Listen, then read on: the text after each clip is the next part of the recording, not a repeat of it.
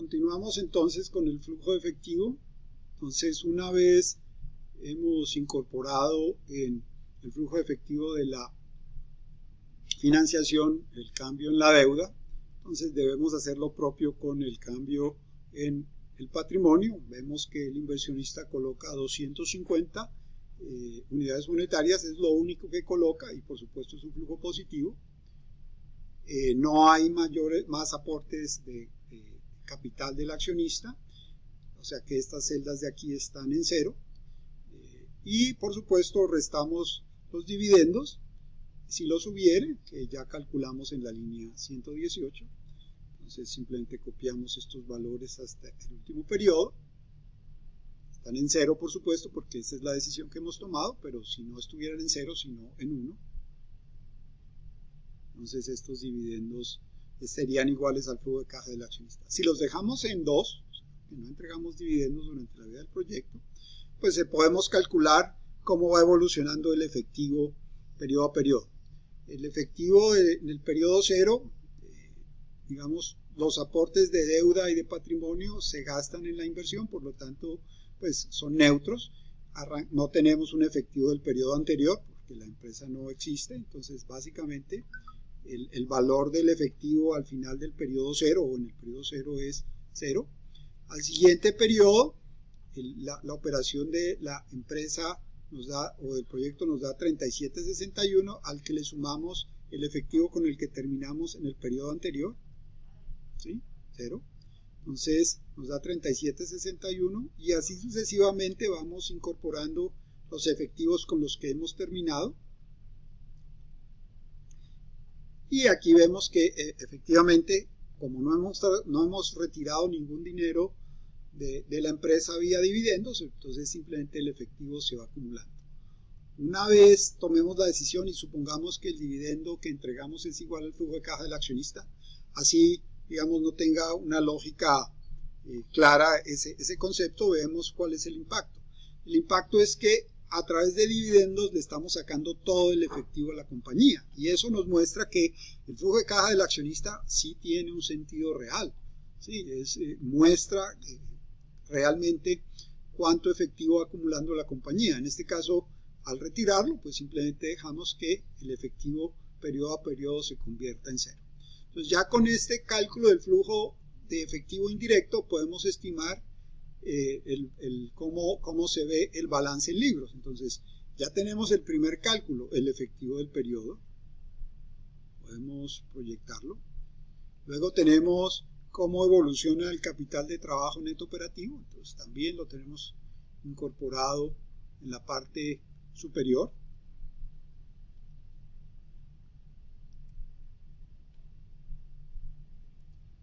Va el activo fijo también. Ese activo fijo, por supuesto, es un activo fijo que no varía. Es un activo fijo que está en 90. ¿Sí? Es un activo que si nos vamos al flujo de efectivo, no está siendo afectada, digamos, por ninguna inversión, no lo tenemos considerado. Entonces, pues en este caso simplemente copiamos los valores hasta el periodo final, estos 90, ¿sí? Y básicamente, si el proyecto fuera un proyecto finito, ¿sí? Como no es como lo tenemos aquí, básicamente el valor sería de 0, porque lo estamos vendiendo en ese último proyecto, en ese último periodo. Entonces lo que haríamos sería 90, que es lo que tenemos, menos la venta del activo que la tenemos registrada en esta celda de aquí, en esta celda de el flujo de caja aquí, en estos 90. Entonces, en este momento, como es perpetuo, sigue en 90, ¿sí? Ahora veremos si eso luego nos da un valor corregido cuando tengamos el proyecto finito. Entonces, el activo fijo neto ya lo hemos calculado previamente, está en la línea 55, simplemente lo traemos. Entonces, con eso ya tenemos los activos totales, la suma de todos sus valores. También podemos, por supuesto, calcular el pasivo y el patrimonio. Ya sabemos cómo funciona la deuda, la tenemos calculada periodo a periodo, es esta deuda. ¿Sí? El patrimonio, sabemos cuál es, el patrimonio lo podemos traer de esta línea, 250, arrancamos, y simplemente lo podemos calcular como el valor anterior más los aportes de patrimonio que hubiere. En este caso no hay ninguno, por lo tanto vamos a tener un patrimonio de 250 en forma permanente. Y una vez, digamos, una vez hayamos tomado la decisión de entregar o no dividendos, las utilidades retenidas pues van a ser, por supuesto, en el periodo cero no va a haber ninguna utilidad retenida, ¿sí? A la que le sumamos, si queremos, pues el delta de utilidades retenidas, que aquí está en cero, por supuesto. Perdón, olvidé colocar el igual aquí. Entonces, este es cero porque no existe antes, solo lo podemos dejar así, más ese cambio en utilidades retenidas que lo tenemos aquí calculado.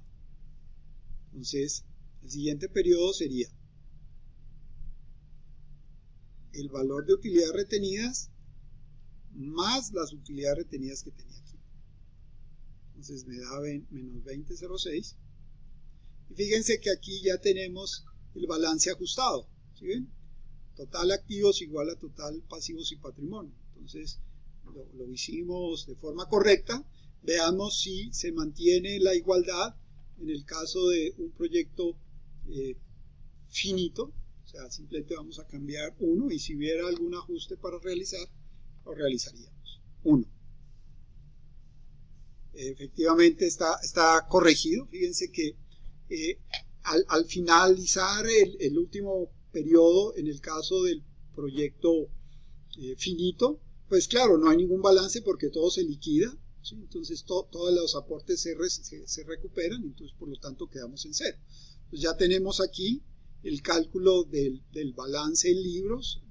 Por supuesto hemos usado el flujo efectivo como punto de arranque, pero fácilmente vemos que de un proyecto, de los flujos de caja de un proyecto, podemos estimar los flujos pro forma que nos permitan, perdón, los estados pro forma, pues que nos permitan un análisis financiero tradicional. Y bueno, ya con esto hemos terminado, digamos, todo lo que tiene que ver con estados financieros, con flujo efectivo, y nos restaría, digamos, aplicar los diferentes modelos de valoración que están habilitados aquí, que son usar el flujo de caja libre, descontarlo al WACC. Este ya es un verdadero WACC, un WACC que considera los valores de la empresa en su proporción de deuda y patrimonio.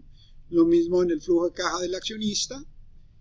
Tenemos una tercera opción, que es el flujo de caja del capital. Ya lo hablaremos un poquito más. El valor presente ajustado, el EVA, y el último tipo sería el flujo de caja del accionista modificado, el cual ya vimos en su momento cuando hicimos el cálculo de la TIR y del BPN usando los valores originales. Entonces, si todo está correctamente realizado, vamos a encontrar que el BPN de estos proyectos nos va a dar 201, independientemente de la metodología que usemos, que ese es el propósito que necesitamos digamos, responder, o el propósito final de nuestro ejercicio. Muy bien.